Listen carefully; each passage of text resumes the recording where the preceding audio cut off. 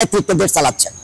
দেশটা এখন মগের মূল্যকে পরিণত হয়েছে, অভিযোগ মির্জা ফখরুলের। দেশটা এখন মগের মূল্যকে পরিণত হয়েছে বলে মন্তব্য করেছেন বিএনপি মহাসচিব মির্জা ফখরুল ইসলাম আলমগীর। রোববার 19 মে এক বিবৃতিতে তিনি এ মন্তব্য করেন। পল্টন থানার একটি বানোয়াট ও মিথ্যা মামলায় বিএনপির আন্তর্জাতিক সম্পর্ক বিষয়ক কমিটির সদস্য ও ঢাকা মহানগর দক্ষিণ বিএনপির সিনিয়র সদস্য ইঞ্জিনিয়ার ইশরাক হোসেনের জামিন নামঞ্জুর করে কারাগারে পাঠানো ঘটনায় গভীর উদ্বেগ প্রকাশ করে বিবৃতি দেন বিএনপি মহাসচিব।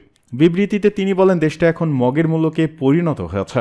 7 জানুয়ারি ডামি নির্বাচনের মাধ্যমে রাষ্ট্র ক্ষমতা দখলকারী আওয়ামী শাসক গোষ্ঠী অবৈধ ক্ষমতা ধরে রাখতে দেশব্যাপী প্রতিদিনই বিএনপি সহ বিরোধী দলের নেতাকর্মীদের উপর নানা কায়দায় অবর্ণনীয় নির্যাতন নিপীড়ন শুরু করেছে। আর এ ধরনের অপকর্মের একমাত্র উদ্দেশ্যই হচ্ছে দেশের বিরোধী দলগুলো যেন দখলদার সরকারের স্বৈরাচারী আচরণের সমালোচনা করতে না পারে। মির্জা ফখরুল বলেন, মিথ্যা মামলায় বিএনপি নেতাকর্মীদের জামিন না দিয়ে কারাগারে প্রেরণ করা যেন ফ্যাসিস্ট আওয়ামী সরকারের প্রধান কর্মসূচি হয়ে দাঁড়িয়েছে। ইঞ্জিনিয়ার ইশরাক হোসেনের জামিন নামঞ্জুর করে তাকে কারাগারে প্রেরণ সেই কর্মসূচিরই নিরবিচ্ছিন্ন অংশ। এ ধরনের অমানবিক ঘটনায় আমি গভীর উদ্বেগ প্রকাশ করছি এবং অবিলম্বে ইঞ্জিনিয়ার ইশরাক হোসেনের বিরুদ্ধে দায়েরকৃত মানওয়াট ও রাজনৈতিক প্রতিহিংসামূলক মামলা প্রত্যাসহ তার নিঃশর্ত মুক্তির জোর আহ্বান জানাচ্ছি। বিএনপির নজর সরকার বিরোধী আন্দোলনে তরুণদের কাছে টানতে জেলা সফরে অঙ্গ সহযোগী সংগঠন। দল সঠিক পথে আছে, তৃণমূলে তুলে ধরার নির্দেশ। চলমান স্থবিরতা কাটিয়ে বিএনপির নজর সরকার বিরোধী আন্দোলনে, এজন্য গতানুগতিক কর্মসূচির পাশাপাশি সাংগঠনিক শক্তি বাড়াতে মনোযোগ দিচ্ছে দলটি। তৃণমূল থেকে শক্তি সঞ্চার করে ক্রমেই রাজধানী কেন্দ্রিক কঠোর কর্মসূচিতে যেতে চান বিএনপির শীর্ষ নেতারা। এজন্য তারা নানা হিসাব নিকাশ কষে আন্দোলনের রোডম্যাপ তৈরিতে কাজ করছেন।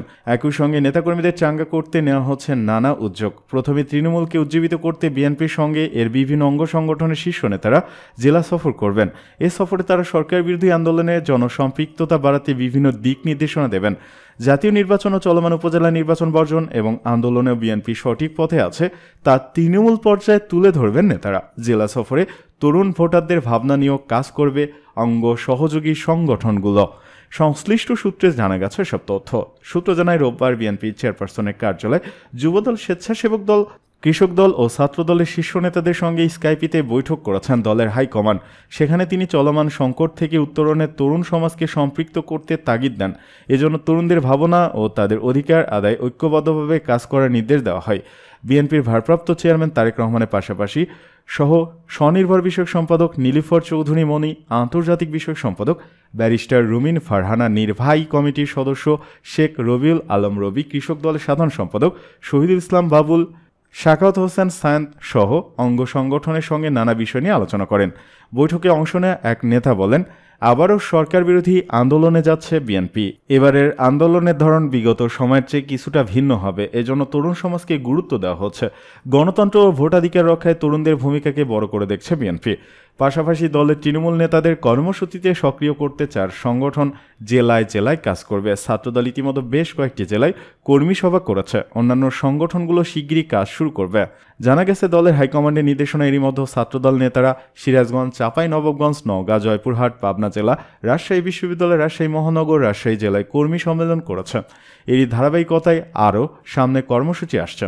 এছাড়া সারা দেশে কর্মী সভা করার সিদ্ধান্ত নিয়েছে জাতীয়তাবাদী কৃষক দল ও শ্রমিক দল।